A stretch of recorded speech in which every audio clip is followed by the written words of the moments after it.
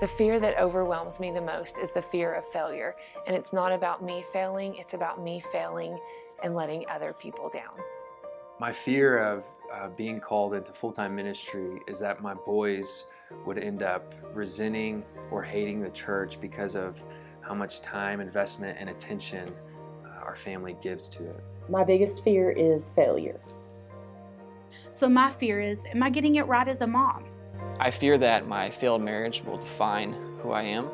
I'm afraid that the Lord is never going to be able to purge me of my self-centeredness and my selfishness.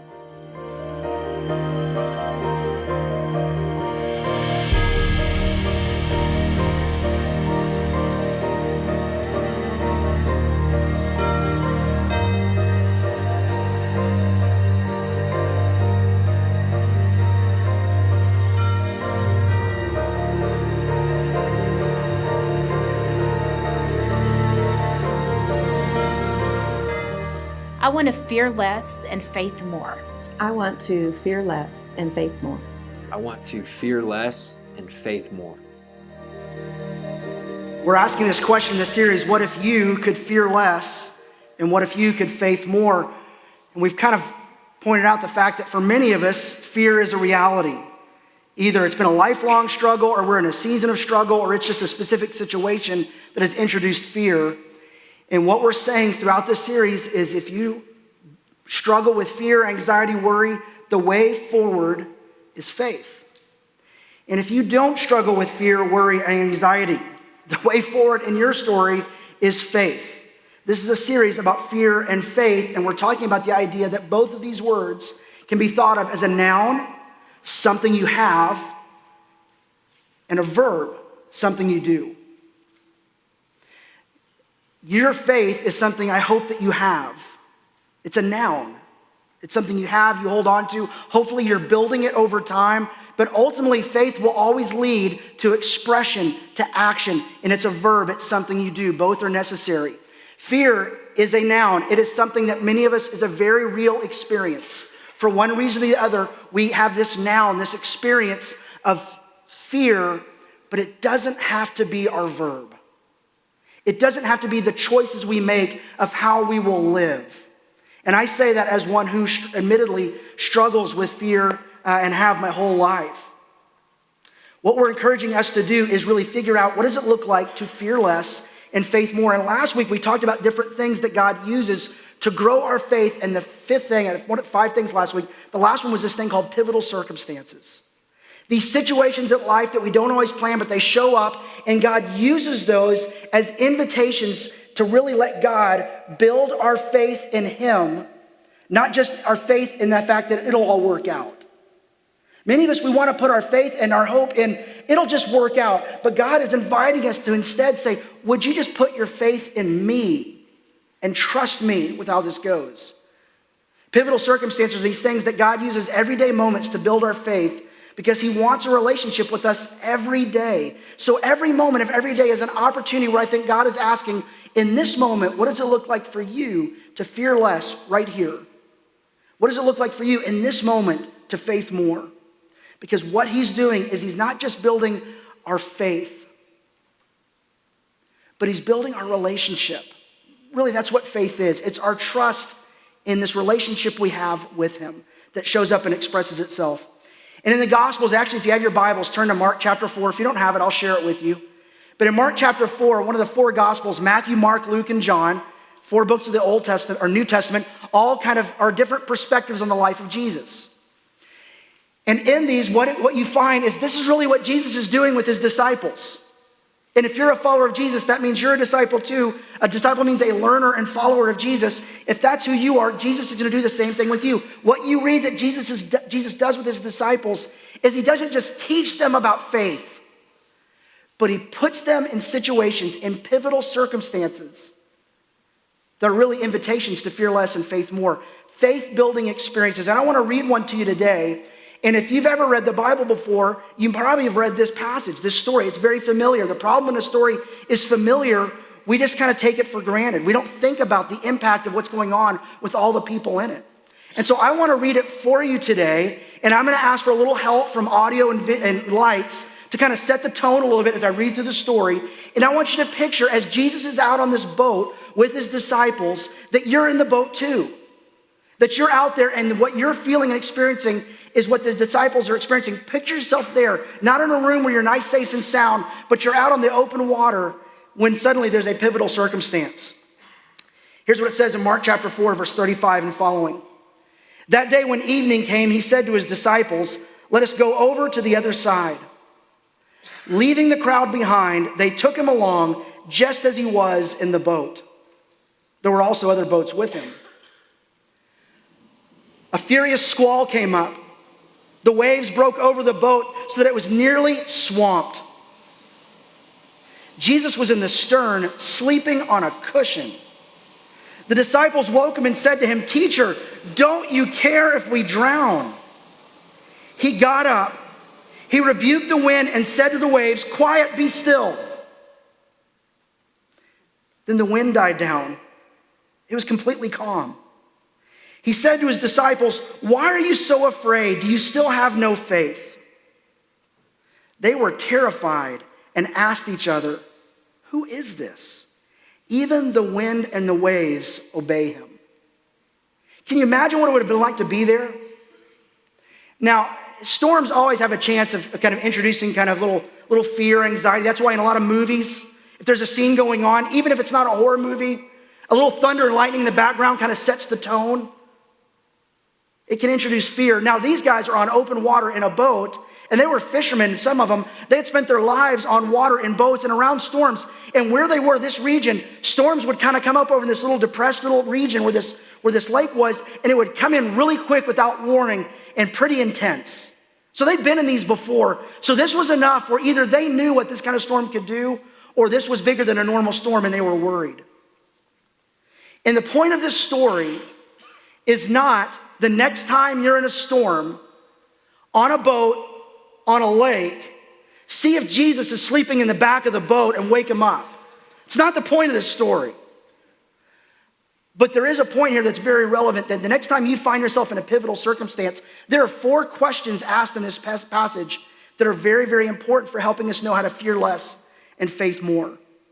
First question is this. The disciples say, the storm's going on, they wake him up and say, "Don't you care?"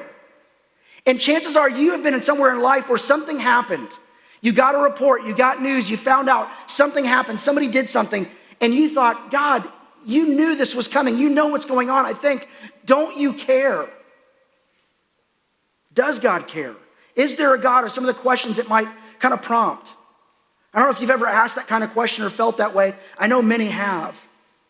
And in the story, as it's being told of this real life account that happened, Jesus is sleeping in the back of the boat. How many of you in the room can sleep through anything? Anybody like that? Yeah, I'm not. I'm a pretty light sleeper. How many of you are sleeping right now? Anybody? I have that effect on people, so I get it. I get it. Thank you. I see that hand. So if you're asleep, how did you? Anyway. Give it a minute. I'll put you to sleep. Jesus is sleeping. Why is he sleeping?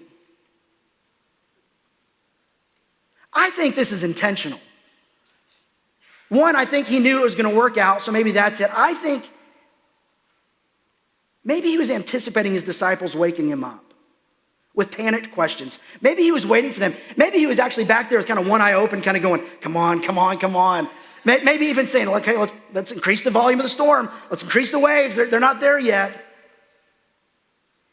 He puts them in this experience, this pivotal circumstance, where he wants to build their noun, the faith, and let them choose to verb, to express faith in the middle of this storm. And their response is to ask this question, "Don't you care?" And I think the great thing is that God never seems to turn people away that have questions. Questions are okay. And in life, what we want to know is, does God care? Can he help? And will he help?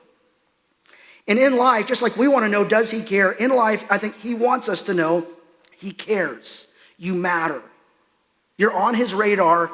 He's with you. And his primary agenda in your life, I believe, is to grow your faith. This trust relationship with him. The storm isn't evidence that he doesn't care. It's actually evidence that he does. So much so that he wants to put them in situations where they know that they can trust him. Why does it take a storm sometimes for us to focus on Christ? I'm kind of that way. If things are good, I can be less attentive to God and what he's doing in my life. I don't seek him as much. I don't cry out as much. I don't feel as dependent. Storms have a way of leading us to him, pointing us to him, to where we seek God, we connect with him, and what it does is it builds trust. And I really think this is what we talked about last week, that storms in life and circumstances in life, they're interruptions, is how we see them, but they're actually invitations to fear less and faith more. And if we just changed our perspective that when something is going in our, what we'd say going wrong or going poorly or going bad, maybe that really in that moment, God is saying, this isn't necessarily something I think is good, but I know that it can be good for your faith. Will you trust me? Will you trust me? But the reality is storms scare us quite a lot. This is a picture of us at Disneyland. This is a good picture of my family at an amusement park. My son's in the front, Jean. We adopted him from the Democratic Republic of Congo, and he's pretty fearless when it comes to rides. He is smiling, he's happy. In the back is my wife there. She's smiling, happy-go-lucky. She doesn't typically get afraid on stuff like that. There's me, I'm an idiot. And then over my shoulder is my daughter, Gracia. Here's a kind of a fuzzy blow-up of her picture. This is a ride called Splash Mountain. Anyone ever ridden Splash Mountain? It's a fun ride. It kind of tells the story of an old Disney movie that they won't ever play anymore for some certain reasons, but it's the song of the South, and it's zippity-doo-dah, zippity-a, my oh my, what a wonderful day is the song that's kind of playing all the way through. So it's kind of happy, but it's Brer Fox and Brer Bear chasing Brer Rabbit, and eventually you go through this thing, and it's happy music and bright colors. Occasionally it's dark, but it's never really that scary. But it plays on the anticipation that any minute, what you saw on the outside is you're about to go this huge drop down in this kind of log ride kind of thing, and with a huge splash, and it kind of plays on the anticipation. She'd never been on that ride before. She was scared to death. Then right after this, don't show it yet, we went on a ride called the Tower of Terror. Anyone ever ridden that one? It's based on a Twilight Zone episode where it's from the minute you, even walking up, it's creepy, dark lighting, eerie, and you kind of go through, and it's Rod Serling and the Twilight Zone kind of introduces the concept if you're going to get on this service elevator, and then it's going to drop you down. And then they beefed it up where they drop you down, shoot you up, drop you down, shoot you up, and drop you down. And it's all with spooky lighting and stuff like this. This is her on that's girl on their next thing ride we rode was this ride. Now look at her face. Can you see her face right in the middle? She's smiling. She's never ridden this ride before either. And it's scarier. Like I was the one crying going, are we sure we want to do this? No, I'm just kidding, I like it. But there's Jean, happy face. There's Jennifer, happy face. And now there's Gracia. Compare that with the previous ride. What changed? There's one thing I want you to notice about this. Do you see what she's doing with her arms? She has one locked around my wife. She has one locked around me. And my words to her, actually they were the same words on Splash Mountain, but she didn't believe me, was, hey, we'll be with you.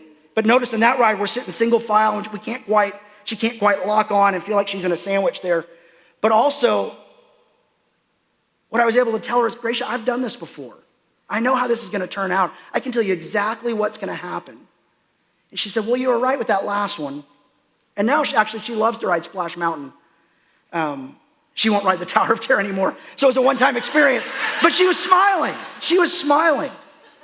But there was something about knowing that we were actually with her and she could hold on to us.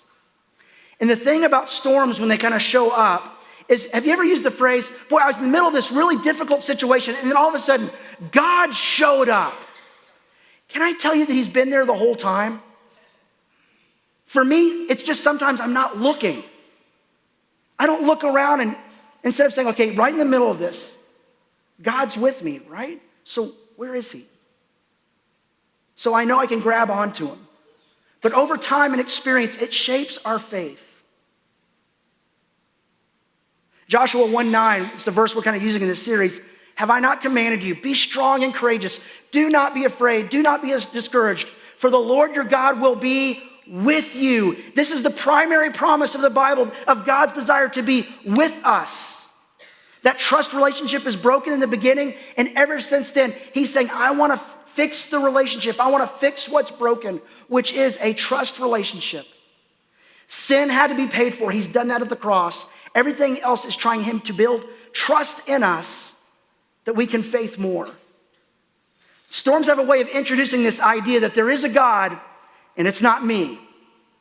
Because we can build lives where we feel like we're in control. And the minute we lose control, we say, God, where are you? And we start looking for him. Storms remind us that there is a God and I'm not him, but he is my friend. I matter and he cares about my faith. Can I just tell you, in your situations, he's with you. When you give your life to him, he is with you. And he's building your faith. The second questions that are asked, actually the second and third questions, first one was asked by the disciples. Don't you care? The second and third question was asked by Jesus to the disciples. It said this: why are you so afraid?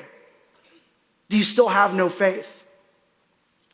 And he asked questions regarding fear and faith. Basically, he's asking the question we're asking: why do you fear more and faith less? And what would it look like you to fear less and faith more? Why are you doing it backwards? And that's an important diagnostic question you've got to figure out for yourself in your life. Why do you fear more? Why do you faith less? What's going on? Is it control? Is it being overwhelmed by circumstances? What's driving your fear here? And what we're challenging you to do in this series is to name that fear.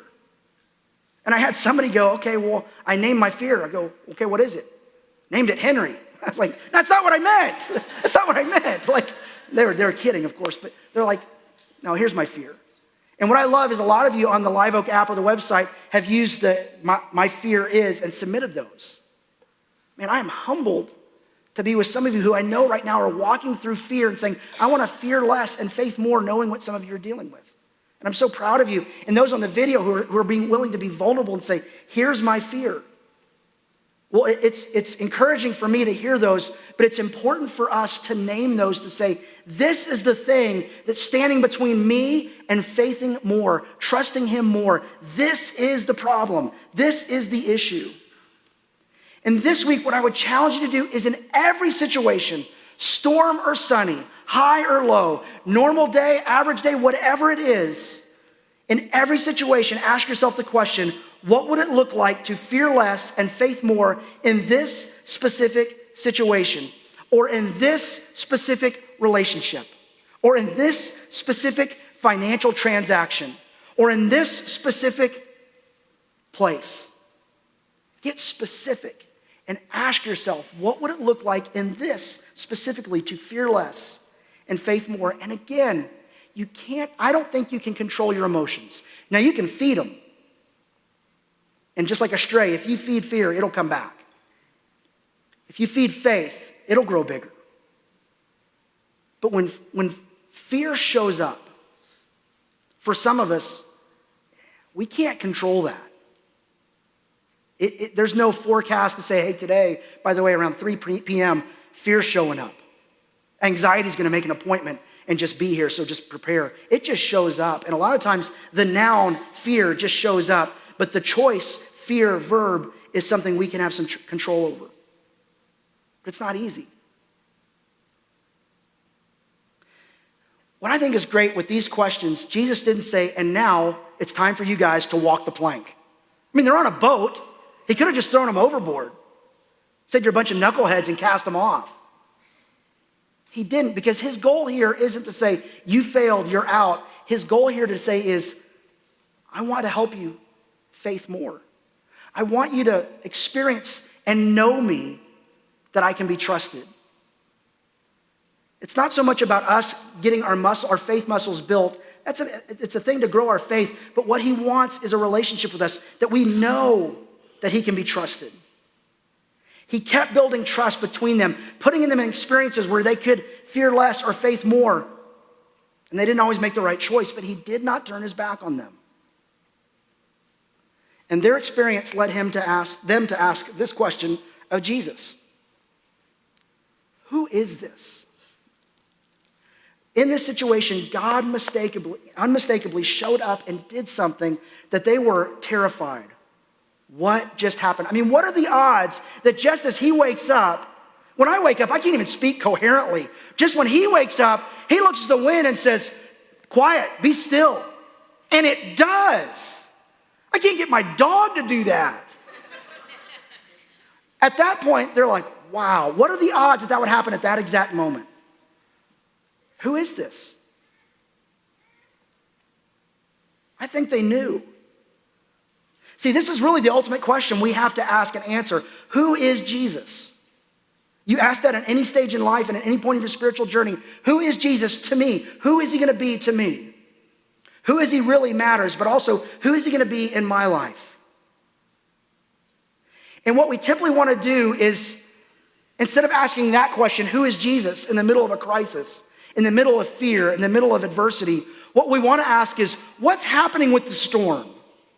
I want to turn into the Weather Channel. Help me understand this storm. I want to find statistics of what's the likelihood of a storm showing up today. I want to know more about the storm. But what if the key to when you're surviving a storm by fearing less and faithing more, what if it's not knowing more about the storm? What if it's this? What if the key to fearing less is not knowing more about the storm, but knowing Jesus more?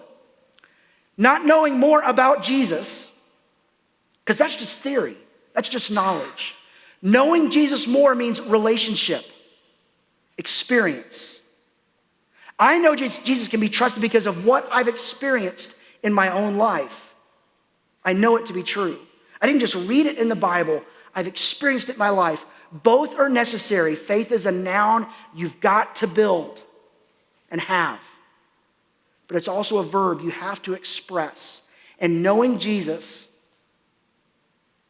is an action that we all have to take. And what we experience sometimes, in this case, Jesus says, quiet, be still to the storm. Most of us have experienced, and the disciples would experience this too in their life. He doesn't always say that to the storm. Sometimes he says it to us. Sometimes he calms the storm, and sometimes he calms the storm of fear in us as the storm outside goes on. But faith is uniquely built in storms. Faith is uniquely built in circumstances where I'm in over my head, where I cannot control the situation. So in the middle of the storm, if I can learn to step back and say, God, in this moment, I want to fear less and faith more. God, I believe you're here and you've been here the whole time and that you are with me. And then I think a key shift that many of us need to make, and this especially if you don't struggle with fear, I think this is important. This should be a focus all the time. This isn't just storm preparation. This isn't just tornado drill kind of stuff. Every day and every situation in your life is an opportunity to faith more. Because faith is built in everyday moments. When I was working on my master's degree in seminary, I had two friends. It was a very international kind of cohort that we went through our degree together. And I had a friend from Singapore and a friend from Romania that were in there.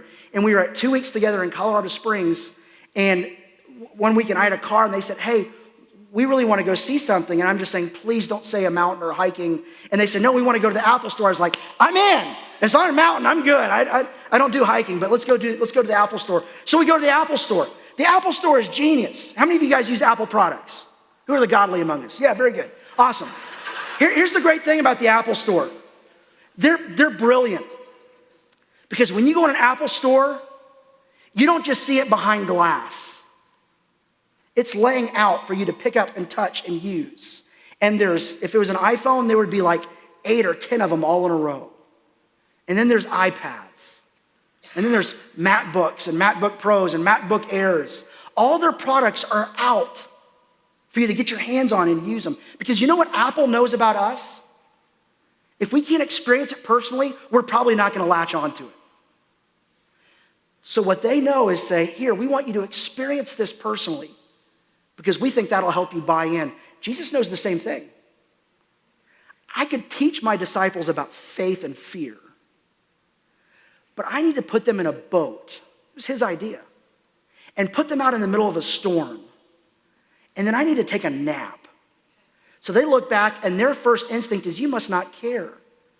But the reality is he cares so deeply that he wants them to get their hands on faith and experience it personally and talk about it, because faith is a hands-on experience. It's a noun. You've got to have it and build it, but it's something you've got to do. Your faith will not grow beyond your willingness to step out and trust God. It doesn't grow in safe harbors. So God says, can I put you in a situation that's over your head? And that's what we do as parents. We put our kids on roller coasters. Say, do you trust me? To my son, we've traveled together a couple times, just he and I, and one time we actually had him fly by himself on Southwest because I was kind of traveling and I was kind of missing him. I thought, I want him to experience flying alone. That might be bad for the airline, but it'll be great for my son. And so we did the kind of unaccompanied minor thing, and he flew from Lubbock to Dallas, and Jennifer dropped him off here, and I met him there.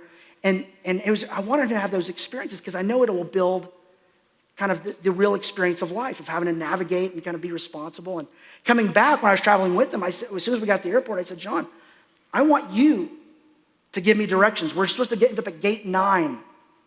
You get us there. Where do we go? We have our tickets, but you got to figure out where to go. And we have to go through security. That's all I told him. And then he navigated through the airport. He only made one wrong turn.